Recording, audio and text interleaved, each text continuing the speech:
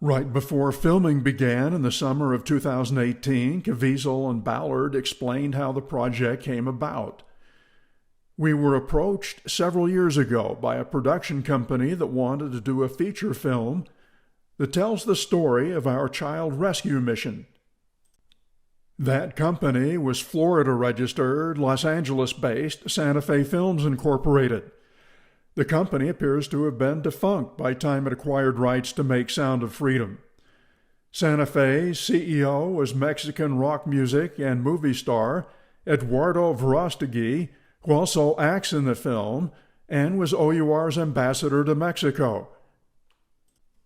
Besides being what Tim Ballard calls a hunk of an actor who women swoon around, Verastegui is a single Catholic who took an oath of celibacy, a conservative political activist who was an advisor to former President Donald Trump, was supporter of Trump's expanded wall between Mexico and the United States, opposed California's Prop 8 ban on gay marriage, is staunch anti-abortion, and spoke at a CPAC event condemning pedophiles.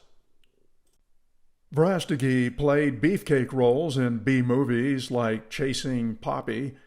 That film, which bombed at the box office, co-starred Sofia Vergara, who went on to achieve success in the TV series Modern Family.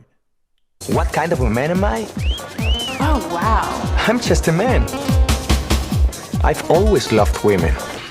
20th Century Fox presents Chasing Poppy, the story of three women This can't be happening. with nothing in common. Surprise, Mommy!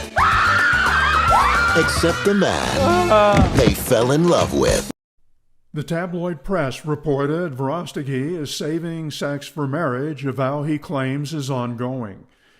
But in 2010, a Spanish-language paper claimed he had dated pop singer Ricky Martin before Martin came out as gay. Verastegui denied the claim, saying, "Rumors will always persist, whatever you do. For 8 years, I have promoted the message of chastity, purity, faith, and hope to the world." But speculation continued that he and Martin had had an affair. Verastegui used his media power to get a meeting with the Pope and use it to promote the Sound of Freedom and advocate against child sex trafficking. As a result, Pope Francis blessed the movie. Actor Jim Caviezel, also Catholic, met Pope Francis in 2015.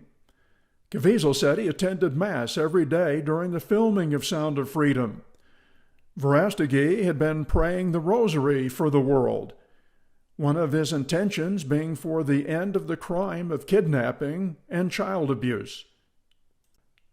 Many of the main movie participants are seen here together being awarded honorary doctorate degrees in Mexico.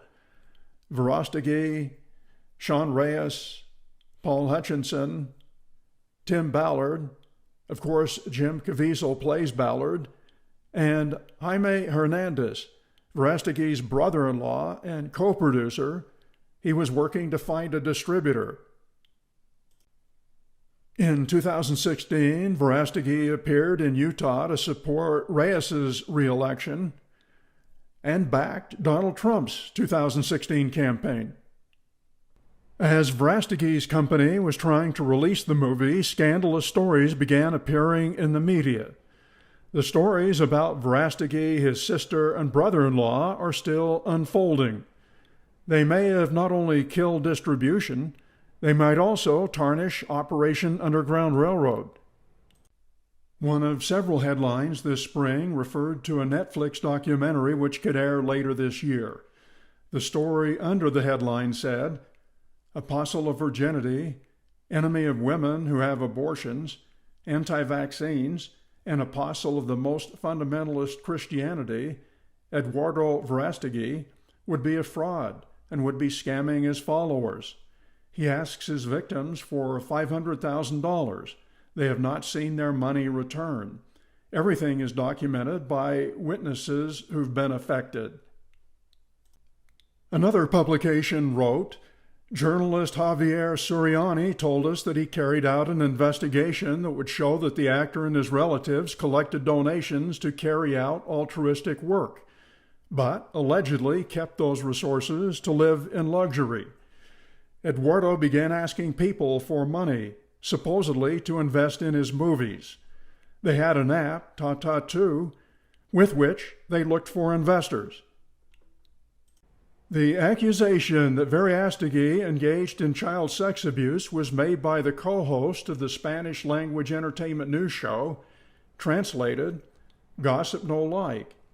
Javier Suriani and Elisa Berestein claim they have a witness who attended what they describe as orgies, where apparently more than one perpetrator and more than one underage boy was involved. Suriani said Verastegui was there and not only saw what was going on, but participated as well. During the broadcast, Suriani played a recording of a live interview he conducted the year before with an unnamed source whose face was blurred. Roughly translated, he asked, "Was there sexual interaction with Eduardo Verastegui?" The witness described a sexual act. Suriani asked, "At the time you were with Eduardo Verastegui?" Yes. Would you say that Verastegui is having orgies with Catholic boys?" Yes. Suriani was aware Verastegui produced The Sound of Freedom. He showed the film's poster on the screen and said, roughly paraphrased, "You should not make a movie about trafficking if you witness the sexual abuse of minors."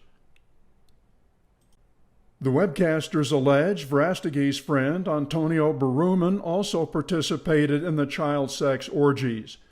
Additional news outlets report that an American actor in the United States who auditioned for Berumen when the actor was a minor was sexually abused.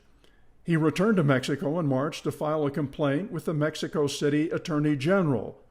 There are no reports that Verastegui is under criminal investigation. Verastegui did not respond to my phone message I left asking for an interview, but Paul Hutchinson, the former OYOR operative and investor who Verastegui plays in the movie, says he discussed the child sex party issue with the actor, and he denied the accusation.